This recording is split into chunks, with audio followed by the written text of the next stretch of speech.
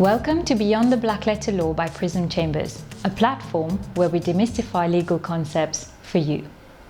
I've known our next guest since I was at school. In many ways, our journeys have been very similar. We've both studied law in the UK, we've both worked in the UK, and we moved back to Mauritius around the same time. She's recently been appointed as Head of Legal of the Medine Group after many years at the FIU as in-house counsel. I'm very, very happy to be sitting down today with Anushka Radhakissoon. Anushka, thank you so much for coming here today. Thank you for having me.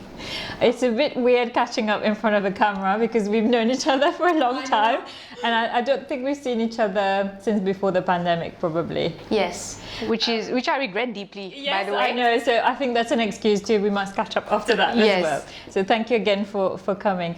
Anushka, I was going through your bio, and I knew that, but also one of the things that struck me is that you've recently moved from essentially a regulatory role to a business legal role at a huge conglomerate in Mauritius. How have you found the shift? I think, first of all, it's good to acknowledge that there is a shift because it's certainly two different environments completely. And you don't really get many moves like that, I think.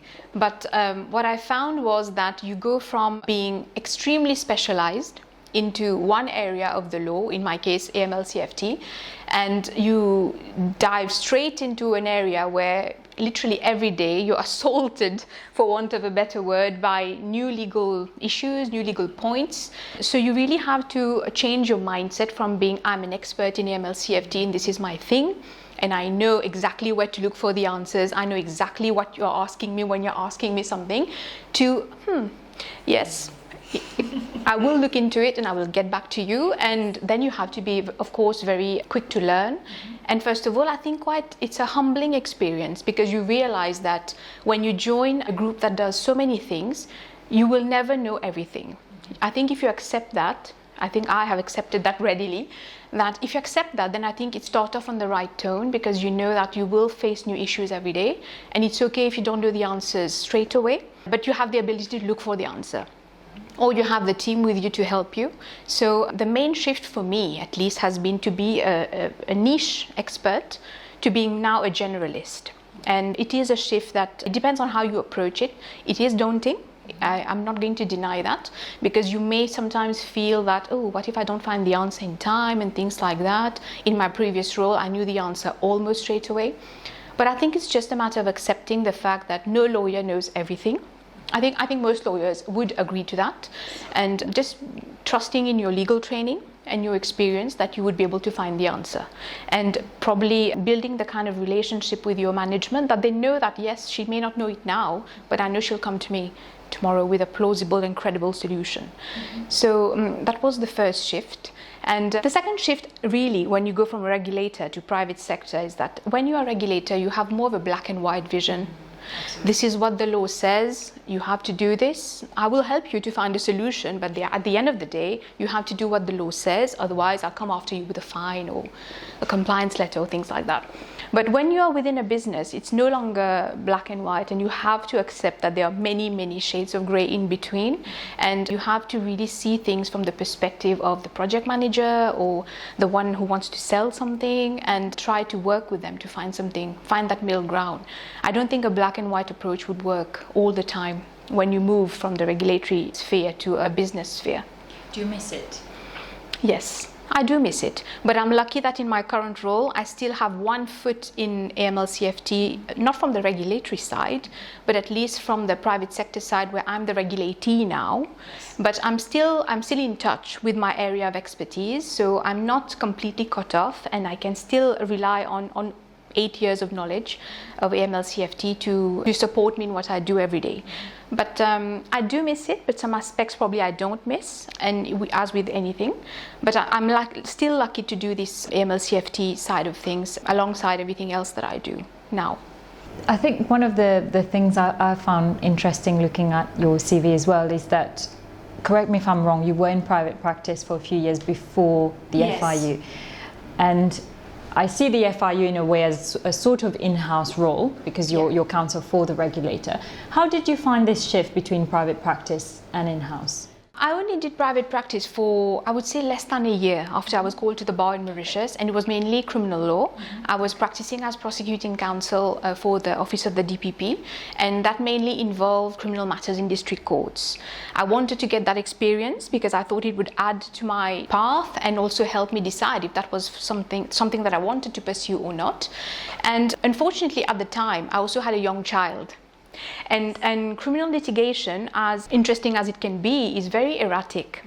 And at the time, I needed some structure. To be perfectly candid, I wanted something where I could balance my professional life and also my family life. And with criminal law, it was not happening, because you get your files very last minute, and it's just how things are. And you prepare overnight, you go to the court, and one witness is not there, and it's all postponed, and you wasted 48 hours of your life that you're never getting back.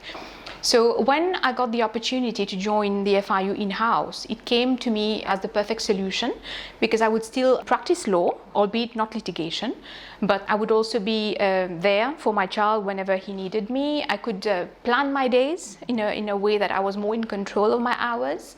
And when you're at the private bar, especially when you're just starting off and you want to do a bit of everything to learn, you don't have that structure. And I'm the kind of person that I think thrives in a structural environment where I know what's happening next Thursday at least. So for me, the in-house role therefore was the perfect solution. Do you miss the gown at all, wearing the gown? Not really, because I only did it for about, I would say, a year, and I did not really have the time to get used to the thrill of being in my gown. But because in my view, being a lawyer has many, many aspects to it. I know that there is this perception that once you're called to the bar and you've got your gown, it looks very glamorous, it looks very traditional, you're living the historical profession, which is true. And for a lot of people it does work, and I'm very happy for them. But I embrace lawyering on a very broad spectrum. I think lawyering has much more to it, and for me at least, being an in-house lawyer has proved to be very fulfilling and very enriching. So no, I don't really miss practicing at the bar. It's interesting that, as we were talking informally before filming, we were talking about all the different types of guests that we'll have. But time and time again, I'm hearing the same thing about what makes an in-house lawyer. And very few actually talk about the pure black letter law. Maybe your role at the FIU was slightly different in that sense, but being in a business, it's very much a business role. Do you find more pressure from your employer being in the private sector as opposed to being at the regulator, or is it just a different type of pressure? There is pressure everywhere. At the FIU, I know most people don't really know, or at least I hope they do now, what the FIU does, but the FIU has been instrumental in getting Mauritius off the FATF list. So for the past 2 years, me and my colleagues at the FIU and other talented officers across institutions were working towards this general goal. And that is pressure on a level that I think I have never felt before in my life, and that was a government role. So that kind of pressure I probably will never face in the private sector, purely because we're doing different things. But I would say that the pressures are there, but very different. So while in the public sector you're accountable, because you have a statutory mandate at the end of the day, you have to fulfill your legislative role, you're accountable to the taxpayer, to your parent ministry. That's a different kind of pressure. Whereas in the business side of things, I suppose there will be pressure because they expect legal to always be responsive, to provide solutions, or at least to know the answer fairly quickly. So that's a different type of pressure. I think pressure is there. Whenever you reach a certain level in your career, the pressure is there. But I think it's just knowing how to deal with it and not be overwhelmed, which is very easy to say, I know. But I think as you become wiser, I'm not going to say older, as you become wiser, you develop your own system of how you cope with these things, whether in the public or private sector. Do you have a team who supports you in your legal team, or is it just you as the head of legal? No, I do have a team. When I first joined the team, there had been lots of changes in the team because, as you know, in the legal profession, people do tend to move on, or they want to be called to the bar, they want to pursue their professional qualification. But I have taken the time, I had made it a priority as soon as I joined to build my team. I already had a really good team members in place, and now I've I think further beefed up the team so that we're able to better respond to the needs of the company. because while it is good to be on your own, then if you get used to being on your own, it's great in a way because you do everything, you know how to plan your work. But as the scope of the work broadens, where I am now, we have loads of business as usual things that come in, and then you have all the strategic things that come in. You can't really cope with all of that on your own, and you need to have a team that you can rely on. So I would say that whether in the public or private sector, having a good legal team to fall back on as a head is very important. Especially in your role, we were discussing before, you're not just head of legal and MLRO, you're also the compliance officer, so you have these different hats that you wear. Yes. And to juggle all of that on your own wouldn't have. No, it would not have been possible, at least not to do them competently. So I do have a team that helps me, and I have very good people who are specialized in each of those areas, who are there I can fall back on, and I can just ask for something, and I haven't had time to look at it in detail, but they will know. So it's important to have that kind of support. You've said a couple of words that I want to latch up on and ask you a few questions about. You've spoken about, being close to the business, about being involved in strategy. What do you think of someone who would describe the GC as a business enabler? I think increasingly this is becoming the case. There was a time where I think a GC or a head of legal would be viewed as the person who would just give legal advice and probably review contracts and documents. It's still the case. We still do that. That's business as usual. A legal department does that.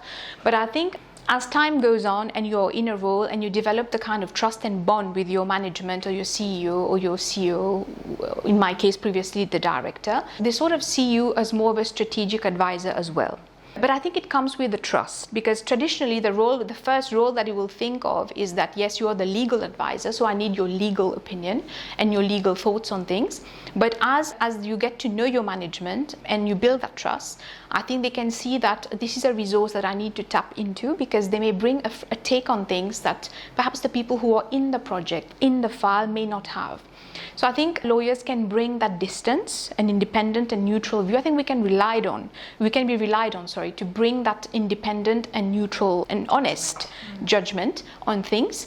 And I think increasingly in-house lawyers are seen as business partners, not just as the one who's going to tell you, oh, you can't do that. And I think it would be naive for in-house lawyers also to remain stuck in that role. I think even in-house lawyers would need to realize that they have more to offer and to grow into that role of being a business partner.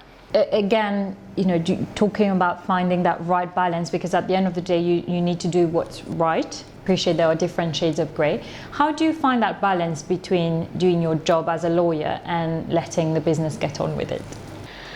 For me, at least, whether in my previous role or the current one, I think I would always prioritize what's right in law, because if I did not do that, then there would be no need for me to be there.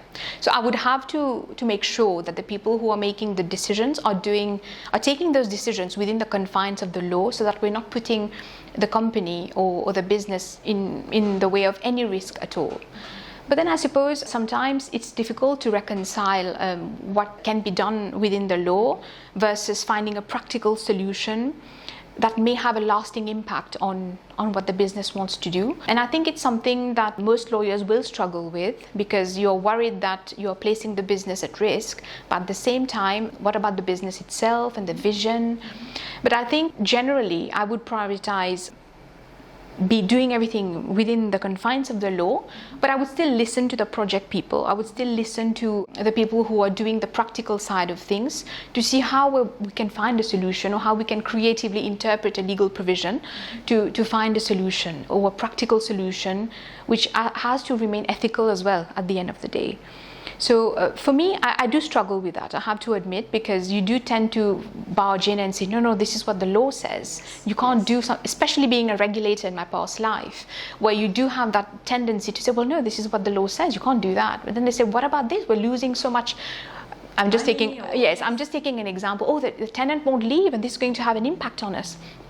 So sometimes I think, or at least for me, I can only speak for my experience, I think this is an area where lawyers would need to learn to be more flexible while still remaining within the confines of the law. And it's not an easy message to sell to your partners who are in the commercial side of things, or they have different priorities. But I would say that more and more, the stakeholders that I deal with in my current role are very conscious of what the law wants or what the law requires. And I've been quite impressed with how readily they want to embrace what the law, and this is especially the case for AML/CFT, for example, which is a classic example of where you have to reconcile what the law wants and the business needs. But I've been very impressed with my stakeholders within the group who for them now AML/CFT is just a normal thing. They accept it, they know it's there, they have to embrace it, and they want to improve on it. So I think the lawyer's role may become easier down the line when things become more acceptable. 10 years ago, AML/CFT in the property business was unheard of. But now my commercial colleagues, my sales colleagues who are the client-facing officers vis-à-vis the clients, and they are the first AML/CFT barrier, for them now they've accepted it. So it's easier to work with them to find solutions. I appreciate that, yes, there is a learning curve and you have the people on board. But despite that, there's still very much a need to let the business thrive. Would you say that is the biggest culture shock in terms of moving from a regulator into a private sector?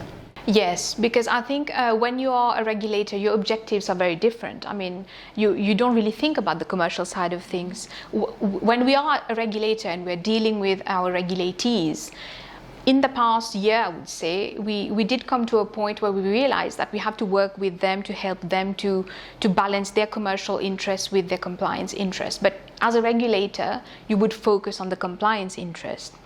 But when you move to a business, it's completely different. Your objectives are different, and you do need to be there to be seen as somebody who is going to contribute into making the business thrive, as you say.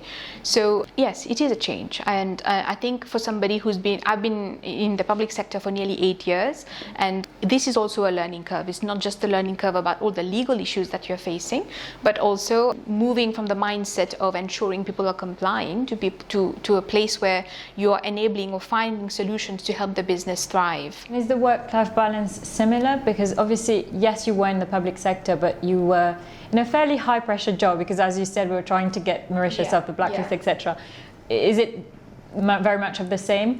I would say it's the same. Towards the end in my previous role, because of the COVID, we were pretty much working from home. So that was a new thing in the public sector, at least. And it was fine. I mean, we managed to get off the list while being primarily at home. So I think that was quite a feat in itself. And in my current role, I do have to say people are quite flexible. So they do understand that you are not just a lawyer, you have other lives. And I think this is respected. And whenever you need the flexibility, it's there. So, which I appreciate, of course. So how do you mentioned at the beginning, going from a very specialized area to learning a bit about everything. First of all, how do you lean into that, expecting to know everything about employment, property, what have you, education? And also, how much do you rely on external counsel in your day-to-day job? Okay, so we do rely on external counsel, just addressing your second question first, for litigation mainly. And generally everything else is done in-house. But for all litigation, we do rely entirely on external counsel. And I think this works very well because you don't have to then specialize into another aspect of things, but you do have to do the liaison and the coordination and ensuring that your external legal advisors have everything they need to properly represent your interests. So this is certainly one aspect of what we do, but we don't do the litigation ourselves. On some areas where we feel that we would need a very specialized point of view, we do rely on external advice as well. But so far, my experience in the current role has been that advice is done in-house, except when we do need something very pointu. Mm-hmm. And I think for me, that's a fair enough approach, because I think if you have experts, you might as well rely on them. And as I said earlier, I am fully embrace the principle that one lawyer cannot know everything. So when it comes to external counsel and attorneys, we do rely on them heavily and work in close collaboration with them. As for the first question, how do I deal with having to know a bit of everything? Well, first of all, I deal with it very calmly, or I try to, because otherwise it's just, if you sit and stop and think of the list of things that you've been asked in the a number day of areas you have to look into that you may not know, it can be overwhelming. But the first thing that I would say is that I rely on my team. I do have a very good team, and they are very good at legal research, so they will do legal research very efficiently and very quickly. And I love legal research myself. It's always been one of the things that I've always loved in my legal training. So sometimes I do get sidetracked. I may be working on something, and one thing leads to another, and I really enjoy it. So legal research is one of the pillars, I would say, of the department, and I do encourage it with everybody that has joined the team. So, and the more you do it, of course, the more efficient you become at it, and therefore you can find answers a bit quicker as well. But if people ask me a range of things, then I have no qualms in telling them, I will get back to you, because I'd rather give you a right answer than rush into it now. So I think I take a step back. If I have a range of things that I don't know the answer to, or I'm not certain what the answer is, I think I just take a step back, and I will go or either my team will do the research, or I will do the research myself. And I will find the answer. We will find the answer together. And then, of course, you learn from everything that you do every day, something that I didn't know last week. Because we did it this week, then I know next time will be easier. We'll have precedence. So it's essentially a day-to-day thing, really, because depending on the matters that are thrown at you, you just build on your knowledge every day. And I think that's one aspect of the legal profession that I personally enjoy the most, which is why I said earlier that it's not just about standing up in court. It's about continuing to learn, accepting that you need to learn, continuing to learn, and simply enriching your own knowledge base. And then whether you move from one role to the other, you take that with you. So I think that's incredibly valuable. I wanted to go back on the comments you made about external counsel, and that's a question I will ask every single one of our guests, of our GC guests. What would you say are the top 3 qualities you look for in an external counsel? I think probably everybody will say reactive, very reactive. So if you, especially when you have urgent matters, even when you don't have urgent matters, I think it's very appreciated when your external attorney or counsel responds to you and tells you, yes, I'm taking care of this, or I've noted your query and I'm getting back, or I'm working on it. It's good that it's a dialogue. It's not just I'm sending the matter, I'm washing my hands of it, and it's your problem now. It's a continuing conversation. And I think there has to be a kind of approachability between you and your external advisors, that if there is any doubt, that you can express it without them feeling offended, yes. And vice versa, of course. So I would say reactivity, honest communication, because we're all peers at the end of the day. They may be at the bar, we are in-house, we're all peers, and I think it's a bonus if you can exchange on things and challenge each other where needed. And I don't know, maybe cost effectiveness as well. Let's be a bit practical as well. It is something that you need to consider. And while we appreciate that legal services are, depending on the complexity, completely worth what you're paying for in most cases, it's always good to think about that as well. But I think reactivity, communication, and quality, of course, that's just a given, yes. are the 3 main points. But if we are going to be a bit practical, and why shouldn't we, yes. I think cost as well. Why not? Absolutely. One of the other questions I had for you is, and I think that's a key element, in my mind at least, of the role of a GC, is to manage risk for the business. How do you go about managing the legal risk of the business? For me right now, in the role that I am, it's been mainly on the AML/CFT side. So here I think I have the advantage of being very familiar with the area. So it's not been so challenging, because I've been able to easily bring all stakeholders together and discuss things so that we can all come to an agreement on something. In the few cases where we've had to manage legal risk, what I would say has been helpful has been the fact that I can speak to people freely, and that they know that they can speak to me freely, whether it's the CEO or it's the sales team or the managing director. I think the fact that you can have an open conversation and acknowledge that there is a risk here to be managed, it's a starting point in itself. I would say that by clearly communicating, and by, of course, relying on objective things to explain why this is risky and why we shouldn't do this or that, I think that's helped other stakeholders to understand. But I think nobody wants to evolve in an environment of risk, whether it's me or it's the business itself. Everybody's fully conscious of the risks that need to be managed. And I think by working together to understand what solutions we can put in place to mitigate that risk, solutions that everybody is agreeable to, and also that's feasible, we've managed to work around that risk and mitigate it to a level that we're satisfied that we can handle it. So in terms of the other types of risk so far, in terms of litigation risk, for cases that are already in court, for example, again, I would say that conversations between all the stakeholders with external counsel has been very helpful in identifying candidly what we can and cannot mitigate. And I think for me, it's better to be frank from the beginning and say, well, this is risky, and either we don't do it, or if you're insisting that we need to do it, then let's do this to ensure that we can minimize our exposure. I have to say this is a fairly new aspect of my legal profession, because as a regulator, while you do implement a risk-based approach to your supervision and things like that, this is a different type of risk altogether. So I would say so far it's worked, and I think the path is a long one, but I would always privilege having open conversations with people and providing practical mitigating options. So you've been in your role for a few months now. Yeah. One, and I'm sure you're going to say no probably to that. One, have you got it all sussed out?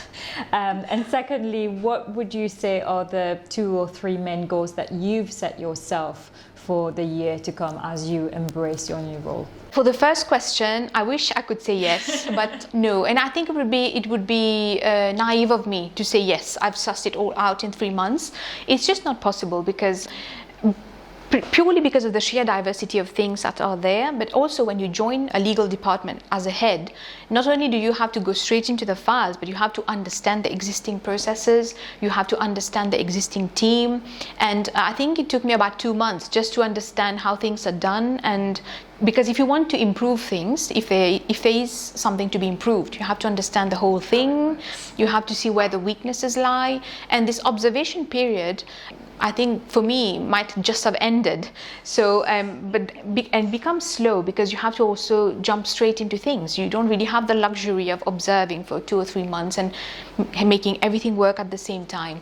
I think I will need a few more months to fully understand everything, all the processes. And it's not just about processes as well, it's about getting used to the culture of a place.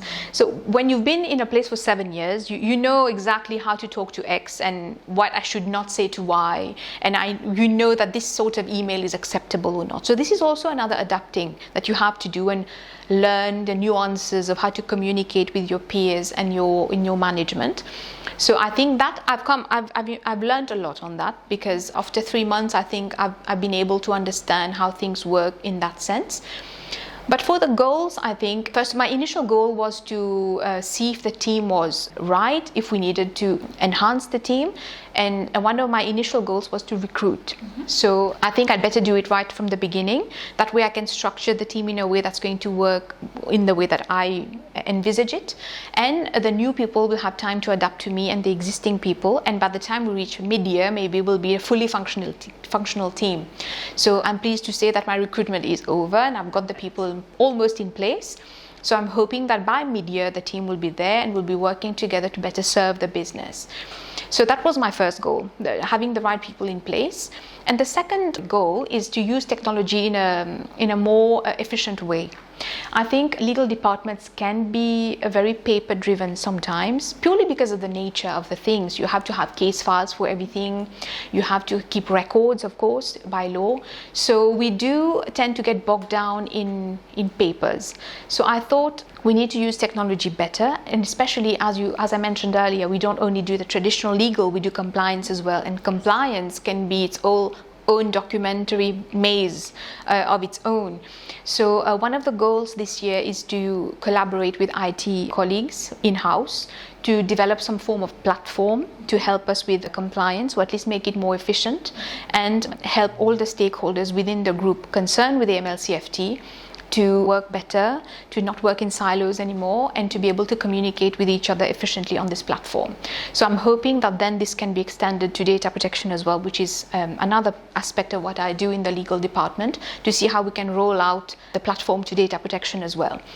So those are the two main roles, but also I think the final one was, for me, was to feel completely at home and to embrace everything that Medine does in a way that I feel satisfied as a lawyer. And any person, I think, needs some time to fully embrace their new environment. And that was my goal on a personal level, to feel completely at home there, to live and breathe what Medine does in the way that I was doing in my previous role. And I am pleased to say that even though I've only been there for 3 months, I feel like I've been there for 3 years, because I've done so many things in that short span of time that I feel that I had many things that I'd never even heard of before, that now I kind of, oh yeah, I know that. Yeah, it's that section of the law, because it's just, you have to let it wash over you and go with the flow. So I think by the end of the year, I think I will be fully Medine, I think. Excellent. So a couple of things on the answers that you just said, and I'm glad you mentioned technology. I'll come back to you on that. The first one, you mentioned about beefing up your team and recruiting. 2 sub-questions. The first one, what is it that you look for in a good in-house lawyer, whether they're a qualified barrister or not, or attorney? And the second one is, what single piece of advice would you give to an aspiring in-house lawyer? Well, when I was recruiting 2 roles when I was recruiting, and one of them was for a qualified lawyer and the other one was for a non-qualified one. But I think in both, what I look for is a sense. I'm not sure if you always get that in one interview, but at least I try to probe to get that sense of whether they are autonomous. I like people who are, I fully understand that you need some mentoring when you join a new role, but I think I look for people who are able to find solutions on their own. Self-starters. Yes, who will think about something and come up with a solution. It might not be the right one, but at least you've tried, and at least you've thought about it, and you're not expecting to be handheld for too long. So people who are able to take things, think about it, come up with a proposal or a solution. People who are, especially for in-house roles, you need to be diplomats. You need to be somebody who is able to handle different types of forums, depending on who is in there. People who know what to say, and who are a bit poised and are able to take a step back and then answer to a question and not be too blunt, because in some forums that just does not sit very well. But of course, solid legal training, of course, that's just a given, and somebody who's had some experience. For the qualified lawyer role, I was looking for someone who would be able to help with employment law, for example. So that was something that I targeted in particular. But I think it might not come across like that, but sometimes you do feel like when you meet someone in an interview or from the way that they speak, you already know that yes, this person will fit in. It's just something else, something clicks. It's not just about your LLB or where you've done your bar. It's also about how you present yourself in the interview and how well researched you are. You'd be amazed how many people I saw who had no idea what Medine actually did. And to me, that was a shocker, because when I was a young lawyer who wanted to get places, I would learn everything that I could about whoever I was interviewing with. And I would highly recommend any aspiring interviewee to please do your research. You may not believe in the company. You may not believe in what we do, but at least if I ask you, what does the company do? You should be able to tell me in broad lines. But some people couldn't. And I was very shocked by that. I completely, I'll keep nodding and laughing, because I'm going through a recruitment process myself. And 2 things that I caught, personally have very little time for. First, you send me a CV with typos on it. Yes. And the second one is, it takes 5 minutes to go on the website and do some basic research. So very good piece of advice. And it's such easy points to score, and you can't even tell me what we do. And Medine is a big group. We have a website which describes everything we do very clearly. I think the least you could do out of respect for people who are taking time to interview you is just to have a look, even and to be able to tell me what we do and why you want to be here. So if you don't even know what we do, that shows me that you're not really motivated to come here, even though you're saying so. So I would advise all future interviewees to please do your homework and present yourself very well in interviews, and maybe not be so nonchalant about things. But as for aspiring in-house lawyers, I think I would say it's a role that requires patience, and you'd have to be patient because you deal with, especially if you're in a big group. If you're in a smaller group, maybe you would deal with the same people every day. But I think you'd have to be patient about not just how to deal with people, but in terms of your growth as well. I don't know, I think in-house lawyers would progress in-house, but it's not always as quick as you may want it to. So I think, first of all, I think you need to be patient, but also you have to want to be an in-house lawyer. I've met candidates who have applied for in-house roles, but you can see that they really want to do litigation or they want to do something else.